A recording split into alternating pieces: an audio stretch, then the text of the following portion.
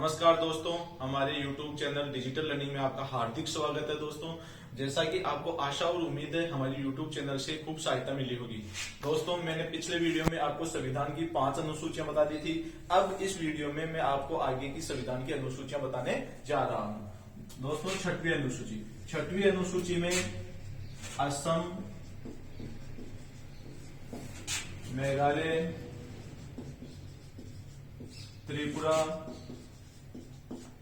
मिजोरम के जनजातीय क्षेत्रों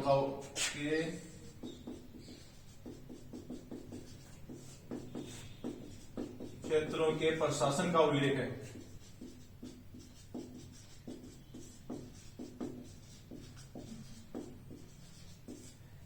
असम, मेघालय, त्रिपुरा और मिजोरम, इनके जनजातीय क्षेत्रों के प्रशासन का उल्लेख कौन से अनुच्छेद में? 244 अनुच्छेद में ये उल्लेख है। और संविधान की छठवीं अनुसूची में दोस्तों सातवीं अनुसूची में भारत देखो एक संघीय देश है, इसलिए शक्तियों का बंटवारा किया गया है। तो शक्तियों का बंटवारा कैसे? केंद्र सरकार के पास अलग शक्तियां हैं कानून बनाने के लिए। केंद्र सरकार, राज्य सरकार,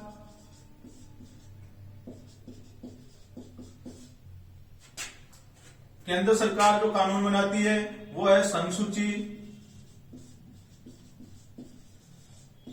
राज्य सरकार कानून बनाती है वो है राज्य सूची।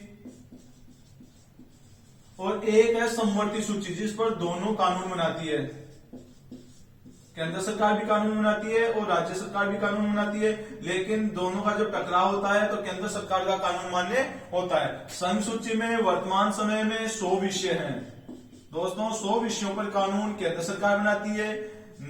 राज्य सूची में वर्तमान समय में 61 विषय हैं, इन पर कानून राज्य सरकार बनाती है। समवर्ती सूची में वर्तमान समय में 52 विषय हैं, इन पर कानून दोनों बनाते हैं। जो संघ सूची है उसमें 100 विषय, वर्तमान समय में जब संविधान लागू हुआ था उस समय इसमें 97 विषय थे।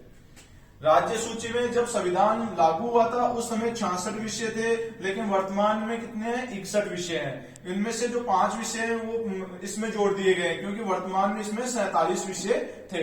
तो इस प्रकार ये शक्तियों का बंटवारा है। केंद्र सरकार, राज्य सरकार कानून बनाती है। दोस्तों, अब है 8वीं अनुसूची। 8वीं अनुसूची में भाषा को संवैधानिक दर्जा दिया गया है।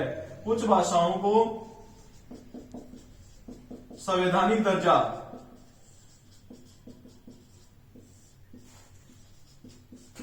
जब संविधान लागू हुआ था उस समय 14 भाषाओं को संवैधानिक दर्जा प्रदान किया था। कितने को? 14 भाषाओं को।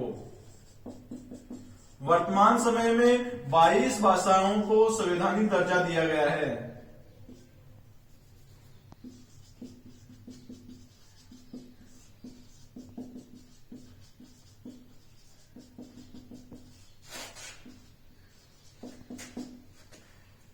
नौवीं अनुसूची। दोस्तों, मूल संविधान में ये 8 अनुसूचियां थी, लेकिन 9वीं अनुसूची पहले संविधान संशोधन द्वारा 1951 में जोड़ी गई।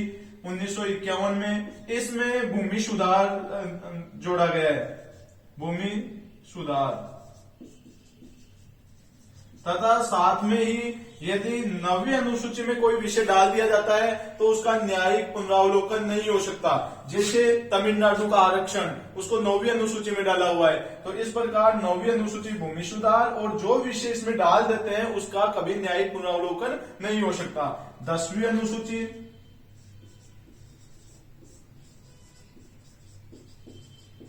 10वीं अनुसूची दोस्तों 51वें संविधान संशोधन द्वारा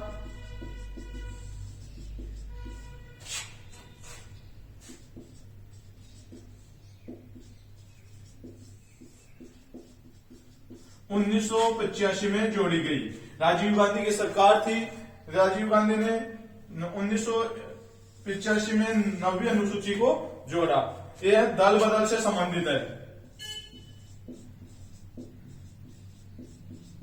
यानी कोई व्यक्ति दल बदल नहीं कर सकता। इसमें 52वें संविधान संशोधन के द्वारा यह जोड़ी गई है। 11वीं अनुसूची।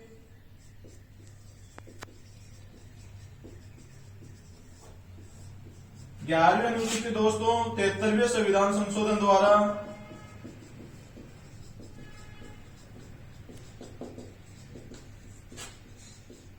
1992 में जोड़ी गई।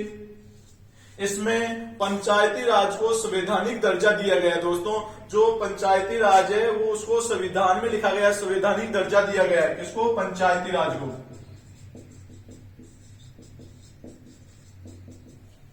इसमें 29 विषय हैं जिन पर ग्राम पंचायतें कानून बनाती है। 12वीं अनुसूची, दोस्तों 12वीं अनुसूची 74वें संविधान संशोधन के द्वारा